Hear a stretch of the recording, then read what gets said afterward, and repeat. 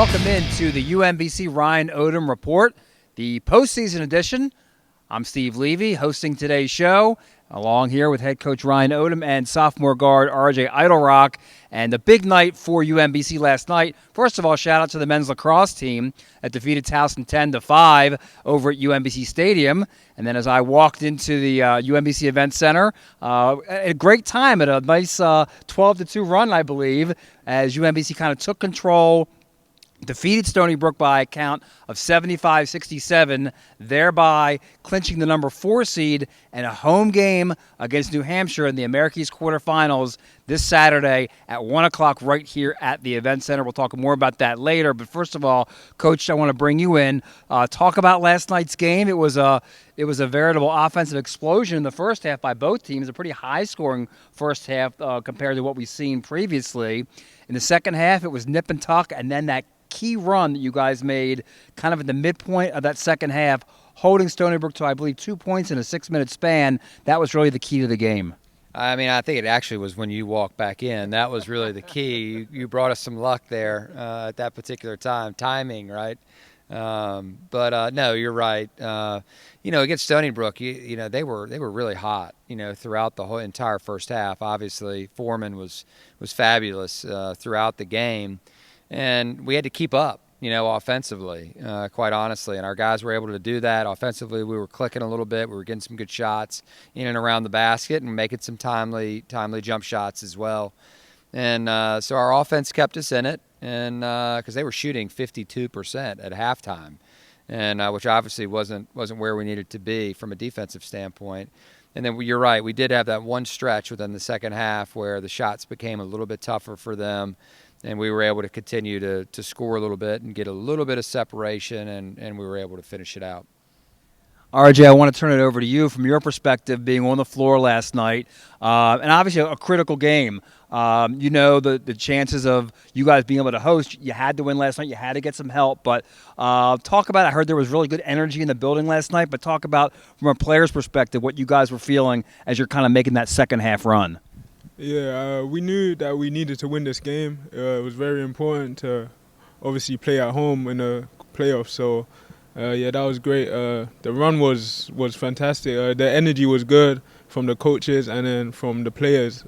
We felt connected all game long. The energy was good, and we just handled the job.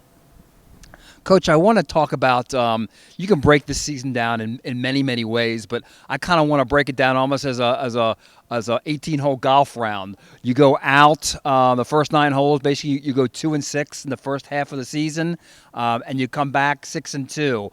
So that second 9 of golf was really strong. Talk about what you see as the basic differences between the first half of conference play and the second half. Yeah, I mean, it's really hard when you get within a conference like that. You get halfway through, and it hasn't gone your way at that point to turn it around, and make something happen on the backside. And for us, we obviously were playing the same teams that we had just played, all over again. And, for us, it would not have been possible, in my opinion, if it wasn't for the character of the guys that are in our locker room and the staff, all the people that are involved in our program each and every day. I think that's the number one biggest key for us being able to turn it around. Because what happens is when it begins to go poorly or go bad, it's really hard to turn it around again. And you see it all the time.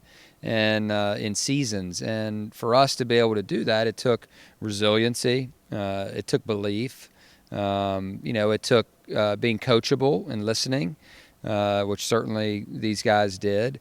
It took us, getting more healthy. That obviously was a factor in it as well, and kind of, staying mentally there and being present while we were in the recovery process. Because you can kind of let it get away and kind of have that woe is me attitude. And these guys never did that. They were a resilient group. They stayed with it. And game by game, they got more and more confident. And obviously we lost, 2 of the last 3, down the stretch, wasn't what we wanted.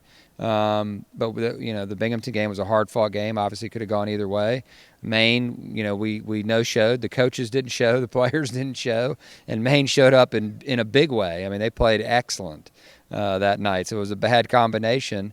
And then, last night obviously was a heavyweight fight. It was a really good game, to be a part of. RJ, turn it over to you from a player's perspective. Basically, same question. You guys are 2-6 after the Stony Brook loss up there. You're coming back home. What are you guys feeling in that locker room, and how do you think you guys were able to turn things around and end up where you are today, being able to host a game here in the quarterfinals on Saturday? Yeah, it was a rough start to the conference for sure, but we just didn't give up, like Coach said. He just kept saying, let's act like champions every day. Come in. Don't think about the past because you can't change it. And let's just try and focus on the present and just try and change things around and stay confident, buy in together. We was led by KJ, who always brings us together. And, yeah, it was great. I don't think anyone put their heads down too much. And then, like I said, it's always a team effort. So, yeah. Coach, and certainly in your 4 years here, I don't think we've ever seen a conference quite like this before where, literally from 1 to 8, and even Maine versus Vermont. Look at the way Maine is playing right now. Who knows what can possibly happen in the quarterfinal round. All the games should be competitive, but is this the most balanced? This is probably an obvious answer, but that you've seen this league in your 4 years. Yeah, certainly it is. Obviously the first year, when our staff first arrived, Vermont was 16-0. That was an amazing year there that they had. And, they had several close games. Even the final there that year was close against Albany. And then, 2 and 3, obviously, pretty similar. They did well. Obviously, we won that game up in Burlington, the second year. But this particular season, I've been really proud of each of the coaches, each of the teams, and how competitive that each game has been. And, home courts really, it does mean something for sure. It's great to play at home.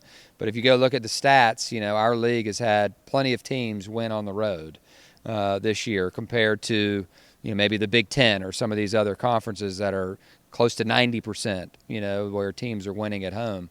And so you really do have to bring it every game, which I think is really important. Binghamton, we got swept by Binghamton, and they're not even in the tournament. So it's a hard-fought season, for all the teams. And it's an exciting time. This is what we all play for. You get in the conference tournament and the playoffs, really anything can happen. RJ, I want to turn it over to you. And 2 games against New Hampshire this year, obviously one up there where we got down by a pretty big margin. We were able to fight back and almost get it done, but not quite. Then the game here, again, another hard-fought game. You guys were able to really control the boards in that game against a really strong rebounding team. But what stands out to you about the matchups with UNH this year? They're a physical team, both guards and bigs. I feel like it's going to be a physical battle throughout the whole game. I just see us having to rebound, push the ball in transition, and just try and contain their best players. Yeah. So once again, thank you, by the way, RJ. Coach, thank you very much. Best of luck on Saturday as once again UMBC takes on the New Hampshire Wildcats. It's America East quarterfinal action, 1 o'clock right here at the Event Center. Show up in your black and gold, support the Retrievers. Coming up after the break, we see a really nice feature on Dimitrije Spasojevic done by Ryan Gordon, and then we'll hear from Gary Stein and John Feinstein, their playoff preview of the America East. Coming right back after this break, right here on the UMBC Ryan Odom Basketball Report.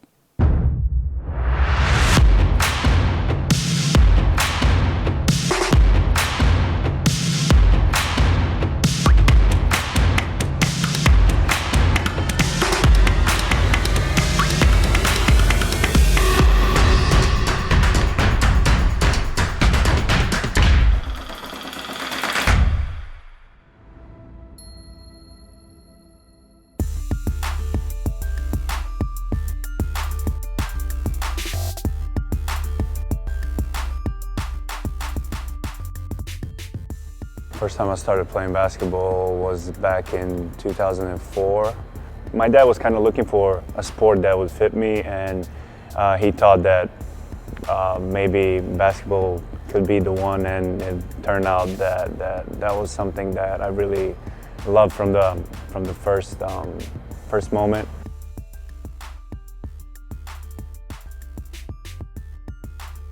The guys are really athletic here, and just the energy that people bring here on the court is way different than what I'm used to. It's kind of slower paced back in Serbia. You gotta develop your body and build your body in order to play on this level.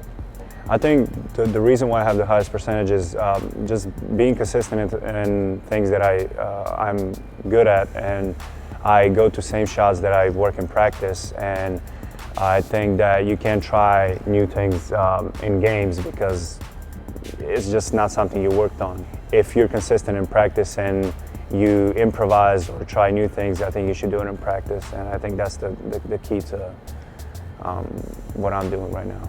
Academically, I'm doing pretty good. 3.6 is kind of good GPA. Professors here are really trying to help me, and they work around my schedule. They understand that I'm a student athlete, and they understand that it's pretty tough to keep up with both. The thing that I like about stuff on the court is that all the guys on my team are really competitive, and they want nothing but the best for the team. That's just something that really blew my mind when I came here. The amount of competitiveness and how much they want to win the championship in the end of the year. The reason why I transferred from East Carolina to UMBC was I just didn't find myself, I guess, over there. And as soon as Coach Odom reached out from UMBC, I immediately knew that was the right place for me. And just seeing every day how he elevates the culture and how he tells you that you're a champion, and no matter what, you're gonna get to that point where you're gonna cut the nets in the end of the season. So that's really inspiring and makes me work even harder. So I'm glad that I made the decision to come here.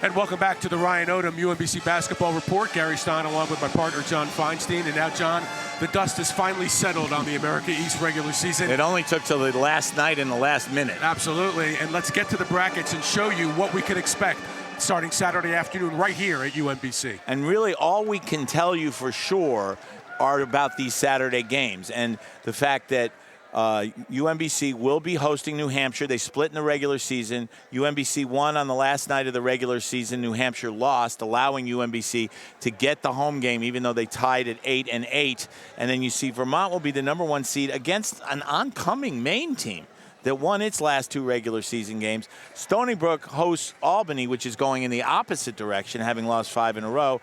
And then Hartford, to me, they're the X factor in this tournament because they're the little girl with the curl.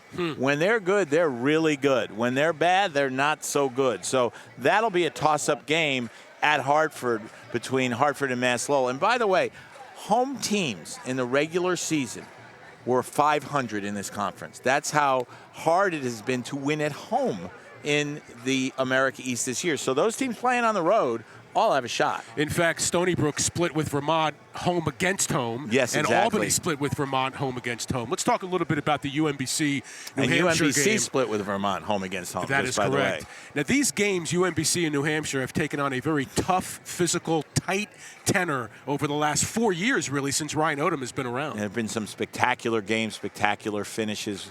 Everybody remembers the Will Darley 3 in overtime and during Ryan Odom's first season that put it into another overtime. And I think we can expect the same kind of game. Both teams play good defense. Both teams are really well coached.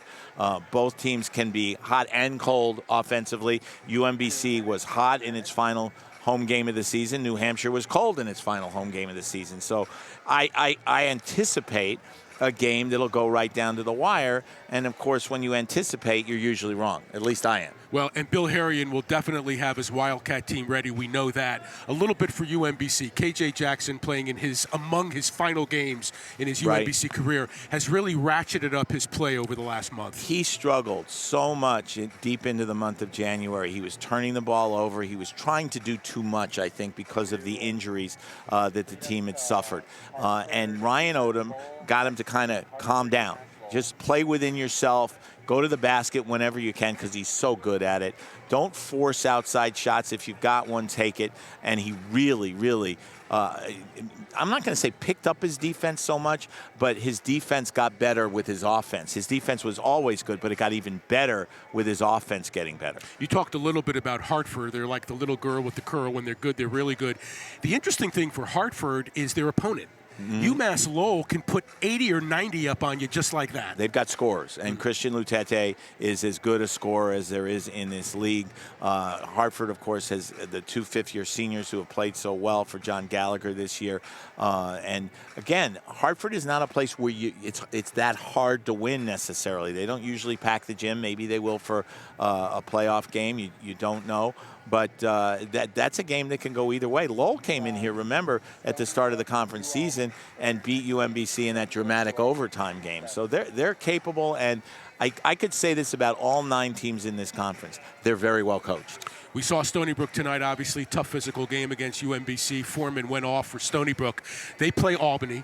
Albany's lost 5 in a row, as you mentioned. One of the key things for Albany down the stretch, they have not been healthy. Cam Healy, their best three-point shooter, not healthy for the last month, and that could hurt him come down the stretch. We all know how good a coach Will Brown is, and his teams don't lose 5 games in a row unless they're banged up, and they have been banged up coming down the stretch.